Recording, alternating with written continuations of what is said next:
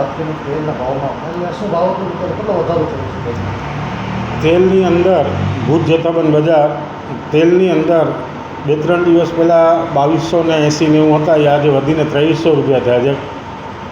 મગફળીના તેલની અંદર કોઈ વધારો છે નહીં. કપાસિયાના ભાવ જે તિરુપતિ 2290 રૂપિયા પ્લસ ટેક્સ અને પામોલીન જે 1940 રૂપિયા પ્લસ ટેક્સ, કોઈ એવો કોઈ બહુ ધરખમ વધારો છે નહીં. 5-10 રૂપિયાની વધઘટ છે, એટલે કોઈ બીજી બજારમાં કોઈ વધારો છે નહીં.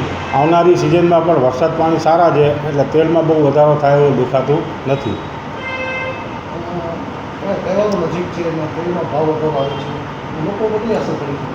તેલમાં કોઈ એવો બહુ મોટો વધારો છે નહીં. 5-10 રૂપિયાના 15 કિલો વધારો છે, એટલે એની અંદર કોઈ બહુ વધારો છે નહીં. અને તહેવારોની અંદર પણ સિઝન બહુ સારી છે, વરસાદ પાણી સારા છે, એટલે આની અંદર બહુ કોઈ વધારો દેખાતો નથી.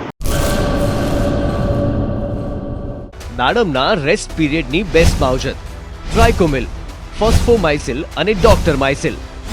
શક્તિશાળી બેક્ટેરિયા, એક્ટિવ કાર્બન, માઇસિલિયા અને બધા જ પોષક તત્વોથી ભરપૂર ટ્રાઇકોમિલના ઉપયોગથી દાડમના પાકને મળશે સમતોલ ખોરાક.